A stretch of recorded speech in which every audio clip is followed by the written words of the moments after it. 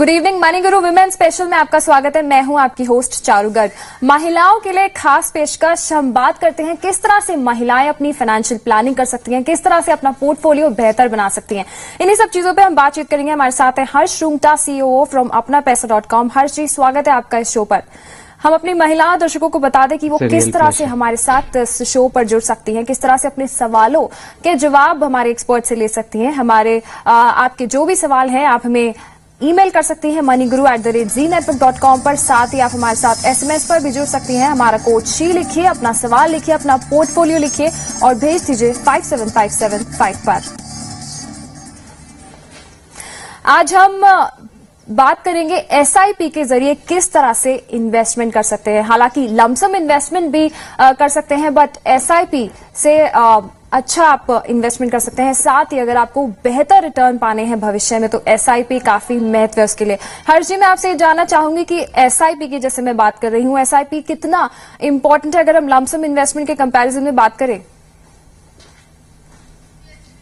तो SIP एक तरीका है इन्वेस्ट करने का, यानी हर महीने नॉर्मली हर कोई भी एक पीरियड, लेकिन नॉर्मली हर महीने एक फिक्स्ड अमाउंट आप अगर इन्वेस्ट करते हैं तो अगर इक्विटी म्यूचुअल फंड जैसा रिस्की एसेट क्लास है अगर, तो उसमें रिस्क बहुत कम हो जाती है। लेकिन वो एक अवधि तक अगर आप ना करें तो वो जो रिस्क कम करने का जो प्रक्रिया है वो नहीं होती। अगर हम निफ्टी को ही देखें, अगर आप निफ्टी में अगर आप कोई भी पीरियड के लिए अगर सिस्टमैटिकली इन्वेस्ट कर रहे थे तो अगर 10 साल यानी 120 महीने तक आपने इंस्टॉलमेंट भरी है तो ऐसा एक भी 10 साल का पीरियड नहीं है 1995 के बाद जबकि आपको रिटर्न 6% से कम मिला हो।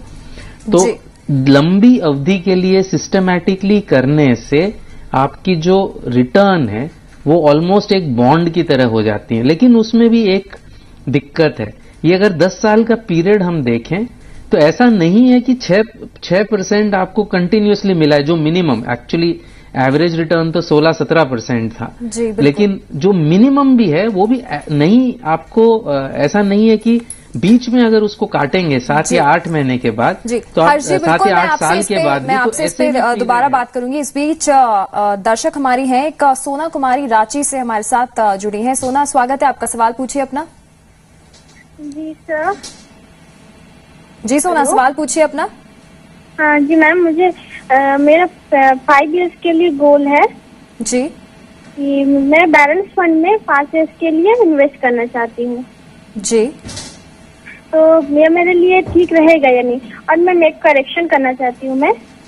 हाँ जी बोलिए। मैंने अपना इनकम जो दिया था, एनुअल इनकम, वो मैंने गलती से 5.48 लाख दिया था। तो एक्चुअल में मेरा 3.48 है जी। चलिए, बिल्कुल सोना, जिस तरह से आपका सवाल हम देख पा रहे हैं और आपने इन्वेस्टमेंट भी किया हुआ है और आपने साथ ही लिखा है कि आपको पोर्टफोलियो पर भी राय चाहिए, आपका RD, FD और पेंशन प्लान में आप इन्वेस्ट करेंगे। साथ ही आप ये भी जानना चाहती हैं कि म्यूचुअल फंड में आप किस तरह से इन्वेस्ट कर सकती हैं और कौन से वो बेहतर म्यूचुअल फंड है जो आपके पोर्टफोलियो में शामिल किए जा सकते हैं। हर्ष जी, कौन से म्यूचुअल फंड ये इंक्लूड कर सकती हैं अपने पोर्टफोलियो में? तो आई थिंक सोना कुमारी जी, आपने सही सवाल पूछा है। सवाल ये होना चाहिए कि मुझे कहाँ इन्वेस्ट करना चाहिए, और आपने बैलेंस्ड फंड कहा है, यानी करीबन 70-75% इक्विटी और 30 से 35% डेट। तो 5 साल की जो अवधि है और अज्यूमिंग आपकी रिस्क लेने की कैपेसिटी अच्छी है तो बैलेंस्ड फंड एक बहुत अच्छा ऑप्शन है। तो ये चूज करना कि बैलेंस्ड फंड में इन्वेस्ट करना है यानी इक्विटी और डेट का कॉम्बिनेशन, ये बहुत इंपॉर्टेंट डिसीजन है। उसके बाद अगर बैलेंस्ड फंड में आपको करना है तो अच्छे बैलेंस्ड फंड्स कई हैं। आप ICICI प्रूडेंशियल का बैलेंस्ड फंड देख सकती हैं, HDFC का बैलेंस्ड फंड है, HDFC प्रूडेंस है, आपका टाटा बैलेंस्ड फंड है। कई बैलेंस्ड फंड्स हैं जिन्होंने अच्छे रिटर्न दिए हैं और जिनका परफॉर्मेंस अच्छा रहा है। तो स्कीम से ज्यादा, लेकिन ज्यादा इंपॉर्टेंट ये चीज है कि आपको बैलेंस्ड फंड में करना चाहिए और सिस्टमैटिकली करना चाहिए, यानी 60 महीने की अवधि पर हर महीने कुछ सेम अमाउंट्स आप इन्वेस्ट करिए। जी हर्ष जी, फिलहाल आप इनको बैलेंस्ड फंड आप रिकमेंड कर रहे हैं और आपने सिस्टमैटिकली भी इनको इन्वेस्ट करने के लिए बोला है। फिलहाल हम देख रहे हैं कि इन्होंने जो अपने गोल की बात करी है, काफी इन्होंने डिवाइडेड गोल की बात करी है। इनको 5 इयर्स में 10 लाख का गोल है और 10 साल में इन्होंने 15 लाख के गोल की बात करी है। और साथ ही जिस तरह से हम देख सकते हैं इनके सवाल में इन्होंने आगे 21 इयर्स में इनका जो अमाउंट है फ्यूचर वैल्यू 50 लाख की और साथ ही इन्होंने 1.5 करोड़ की भी बात करी है। बैलेंस्ड फंड के अलावा इनके पास और कौन से विकल्प ये चुन सकती हैं फिलहाल? सो ओवरऑल अगर देखें तो जो कम अवधि का गोल है 5 साल का 10 लाख का जो गोल है, उसमें अगर रिस्क थोड़ी सी कम लेना चाहती हैं तो बैलेंस्ड फंड चुन सकती हैं जिसमें डेट ज्यादा हो। उसको मार्केट की भाषा में MIP फंड्स कहते हैं। उसके लिए भी रिकमेंडेशन दिया हुआ है। HDFC मल्टीपल यील्ड फंड है या बिरला सन लाइफ MIP2 फंड्स है। तो ये कम रिस्क वाले फंड्स हैं जिसमें 75 से 80% डेट में इन्वेस्टमेंट होता है, 20 से 25% इक्विटी में होता है। और जो लंबी अवधि के गोल हैं, फिर चूंकि उन्होंने कम अवधि में ज्यादा डेट इन्वेस्टमेंट कर दिया है, तो लंबी अवधि के गोल में फिर ये रिस्क ले सकती हैं। लार्ज कैप इक्विटी में इन्वेस्ट कर सकती हैं, जैसे ICICI pru focus blue chip है, UTI अपॉर्चुनिटीज फंड है, फ्रैंकलिन इंडिया ब्लू चिप है, HDFC टॉप 200 है, या और उससे भी लंबी अवधि के हैं। उसमें चूंकि अब डेट में काफी कंपोनेंट इनका जा चुका है, तो मिड कैप में भी ये मिड कैप फंड में भी देख सकती हैं थोड़ा हिस्सा। जो फंड्स की IDFC प्रीमियर इक्विटी है या SBI emerging business growth funds हैं, ये भी आप देख सकती हैं। जी, तो कहीं ना कहीं अपने गोल के हिसाब से ही अपना निवेश का नजरिया भी अपना सकती हैं और साथ ही अगर इनका 5 साल से कम का नजरिया है तो थोड़ा ये कम जोखिम उठा सकते हैं, लेकिन लंबे समय के लिए इनको थोड़ा जोखिम लेके ये चल सकती हैं और साथ ही रिकमेंडेड फंड्स भी इनको बता दिए गए हैं। चलिए, हमारी अगली दर्शक है हमारे साथ, हिमांगिनी है अहमदाबाद से। हिमांगिनी, सवाल पूछिए अपना। हेलो जी हिमांगिनी, आप सुन पा रही है हमें? सवाल पूछिए अपना। हाँ, मुझे SIP के में ज्यादा जानकारी नहीं है। मैं SIP के जरिए इन्वेस्ट करना चाहती हूँ। जी हिमांगिनी, आपने और भी इन्वेस्टमेंट कर रखी है। आपने लिखा है कि LIC की पॉलिसीज भी आपने ले रखी हैं। हाँ जी, फिलहाल आप SIP के जरिए इन्वेस्टमेंट करना चाहती हैं। हर्ष जी, इनका पोर्टफोलियो अगर आप देख पा रहे हैं, उनके पास इनके पोर्टफोलियो में ट्रेडिशनल प्लान्स इन्होंने ले रखे हैं। LIC जीवन आनंद, LIC जीवन सरल, जीवन साथी और LIC जीवन तरंग। उसके अलावा इनका सेफ इन्वेस्टमेंट भी कर रही हैं। ये PPF में, RD और FD में भी इनका इन्वेस्टमेंट है। फिलहाल ये म्यूचुअल फंड की बात कर रही है। SIP के जरिए इनके पोर्टफोलियो के अलावा ये और कौन से फंड्स इसमें इंक्लूड कर सकती हैं? सो क्लियरली आई थिंक ये जो एग्जिस्टिंग इन्वेस्टमेंट्स हैं, ये कोई बहुत अच्छे इन्वेस्टमेंट्स नहीं हैं। जो एक नॉर्मल हमारी एडवाइस है कि कभी अपना इंश्योरेंस और इन्वेस्टमेंट मिक्स ना करें। इंश्योरेंस जरूर से लें अगर आपकी आय पर कोई निर्भर है, लेकिन इन्वेस्टमेंट को उसके साथ मिक्स नहीं करें। तो एग्जिस्टिंग जो इंश्योरेंस पॉलिसीज है, क्लियरली इनको रिव्यू करना चाहिए। इक्विटी में अगर इन्वेस्ट करना है तो क्लियरली सिस्टमैटिकली इन्वेस्ट करें, लंबी अवधि के लिए करें। कम अवधि है, 5 से 7 साल की अवधि है तो बैलेंस्ड फंड देख सकते हैं। उससे लंबी अगर अवधि है तो लार्ज कैप इक्विटी या mix of large cap equity और मिड कैप ये देख सकते हैं। फंड्स तो डिपेंड करेंगे कौन सी टाइप के फंड इनको इन्वेस्ट करना हो। क्लियरली अगर सिस्टमैटिकली इन्वेस्ट करा, जैसे हमने पहले सवाल के जवाब में कहा था कि अगर 10 साल तक लार्ज कैप इक्विटी फंड्स में इन्वेस्ट किया है निफ्टी में, तो रिटर्न्स बहुत अच्छे मिले हैं। मिनिमम रिटर्न करीबन 8-9% है, एवरेज रिटर्न 17% है निफ्टी में, और well managed large cap funds में उससे भी बेहतर रिटर्न्स हैं। तो अगर सिस्टमैटिकली आप करते रह सकें तो वो आपके इन्वेस्टमेंट के लिए काफी अच्छा रहेगा।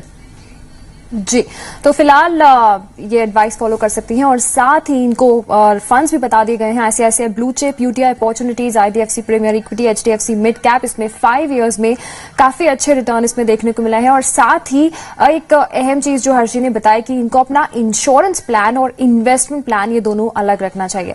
चलिए कुछ और सवालों को भी हम शामिल करेंगे, साथ ही हम बात कर रहे हैं एसआईपी के जरिए किस तरह से निवेश कर सकते हैं। अभी रुकते हैं एक छोटे से ब्रेक के लिए, आप देखते रहिए मनी गुरु विमेन स्पेशल।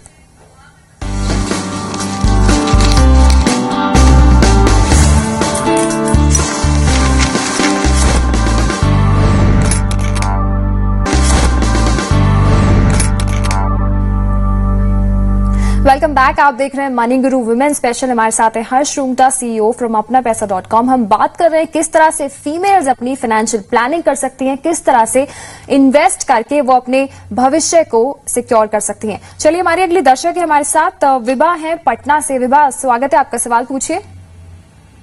हेलो जी विभा, सवाल पूछिए अपना। हेलो। हाँ जी, हम सुन पा रहे हैं आपको, सवाल पूछिए अपना। मेरा क्वेश्चन है कि डेप्ट फंड में हमको इन्वेस्ट करना है, कौन सा डेप्ट फंड सबसे अच्छा रहेगा? जी, और साथ ही आपने विभा ये भी पूछा है कि आप 1000 मंथली इन्वेस्ट करना चाहती हैं। हाँ जी। जी, बिल्कुल आपको दिलवा देते हैं एडवाइस। हर्ष जी डेट फंड की बात कर रही हैं, जहां तक कि सेफेस्ट ऑप्शन के लिए हम सोचते हैं कि उसमें इन्वेस्ट कर दें, तो कौन से डेट फंड हैं जो ये इन्वेस्ट कर सकती हैं? और साथ ही ये अमाउंट भी इनका कम बता रही हैं, 1000 ही ये मंथली इन्वेस्ट कर सकती हैं।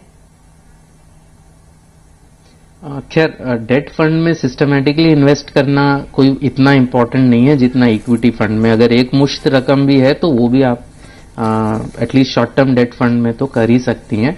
लेकिन विभा जी, आप डेट फंड में ही क्यों करना चाह रही हैं, और क्या आप टैक्स देती हैं? आपकी इनकम क्या टैक्सेबल लिमिट से ज्यादा है? जी हर्ष जी, ये हाउसवाइफ हैं। तो अगर विभा जी, अगर आप हाउसवाइफ हैं और टैक्स नहीं दे रही हैं तो और डेट में ही इन्वेस्ट करना, आपको रिस्क नहीं लेना है, तो रिकरिंग डिपॉजिट ही देख लीजिए, क्योंकि बहुत कन्वीनियंट है वो आपके लिए और टैक्स वैसे भी नहीं लगेगा। तो रिकरिंग डिपॉजिट आपके लिए बेस्ट है बैंक में, डेट फंड में डालने की जरूरत नहीं है।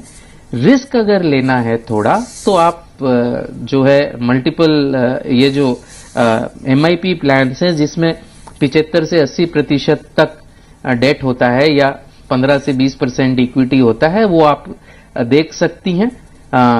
ऑप्शंस दिए हुए हैं, HDFC मल्टीपल यील्ड है या BSL का MIP2 सेविंग्स प्लान है, बट ये रिस्क वाले हैं। अगर आपको कोई दिक्कत नहीं चाहिए, सीधा सिंपल सेविंग्स प्रोडक्ट चाहिए, तो चूंकि आप टैक्स नहीं देती हैं, बैंक की रिकरिंग डिपॉजिट भी आपके लिए अच्छी प्रोडक्ट है।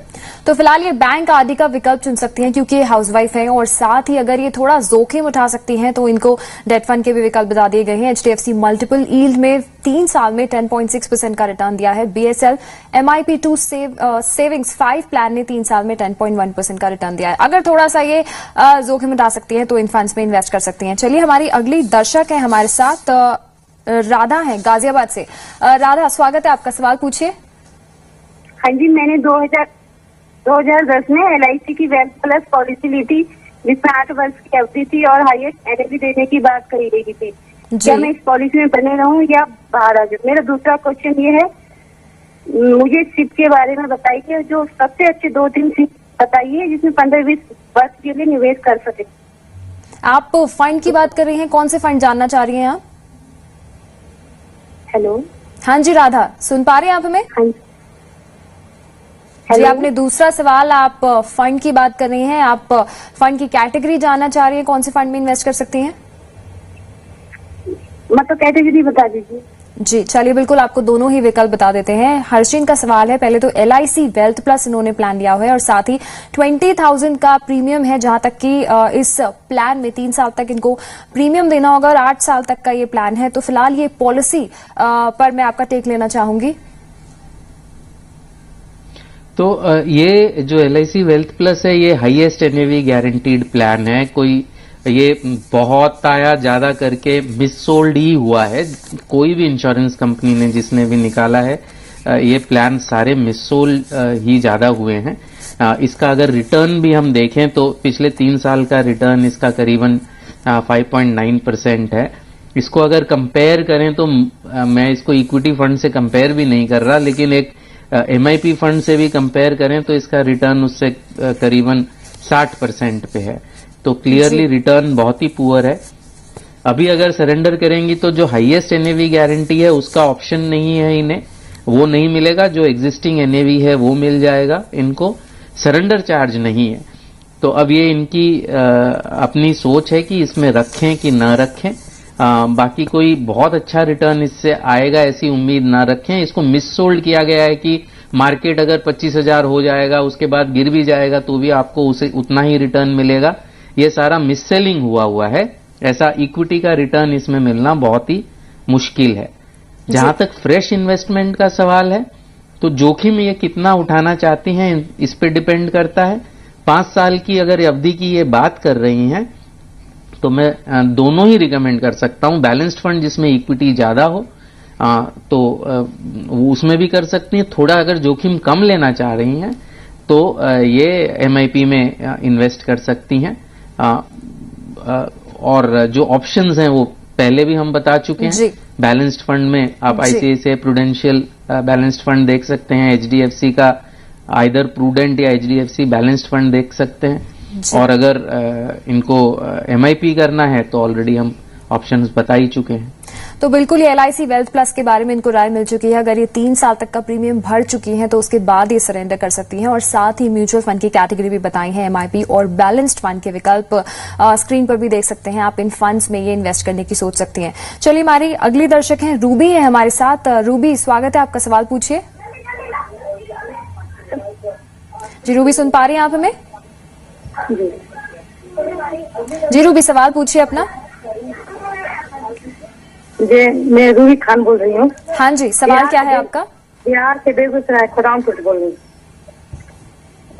जी मेरा मंथली पेमेंट 10,000 है। क्या महिलाओं के लिए ऐसा कोई स्कीम या प्लान है? जी बिल्कुल, आपको राय दिलवा देते हैं। हर्षिन का सवाल आपने सुन ही लिया होगा। 10,000 मंथली इनकम है और फिलहाल इन्वेस्टमेंट भी इनका 2,000 से 5,000 ये मंथली इन्वेस्ट करना चाहती है। हमने अभी तक बात करी कि सैलरी ग्रुप जिनकी ज्यादा थी, हमने सारे ऑप्शंस देख लिए, लेकिन फिलहाल इनकी सैलरी के लिए आप कौन से फंड्स रिकमेंड करेंगे? सबसे पहले तो इनको मैं मुबारकबाद देना चाहूंगा कि ये सिस्टमैटिकली इसको इन्वेस्ट करने का सोच रही हैं। और दो चीजें हो सकती है। अगर सिंपल है, टैक्स तो भर नहीं रही हैं, तो अगर सिंप्लिसिटी चाहिए, सेफ्टी चाहिए, प्रोटेक्शन चाहिए, तो जो भी निकट और कन्वीनियंस भी चाहिए, तो जो भी निकटतम बैंक है जिनसे ये कंफर्टेबल है वहां पे रिकरिंग डिपॉजिट देख सकती हैं। फंड्स की तरफ देखने की जरूरत नहीं है। अगर सेफ्टी और प्रोटेक्शन भी चाहिए और कन्वीनियंस भी चाहिए और टैक्स भर नहीं रही हैं ये, लेकिन अगर थोड़ा से ज्यादा रिटर्न लेना चाहिए तो थोड़ा सा जोखिम इनको लेना चाहिए।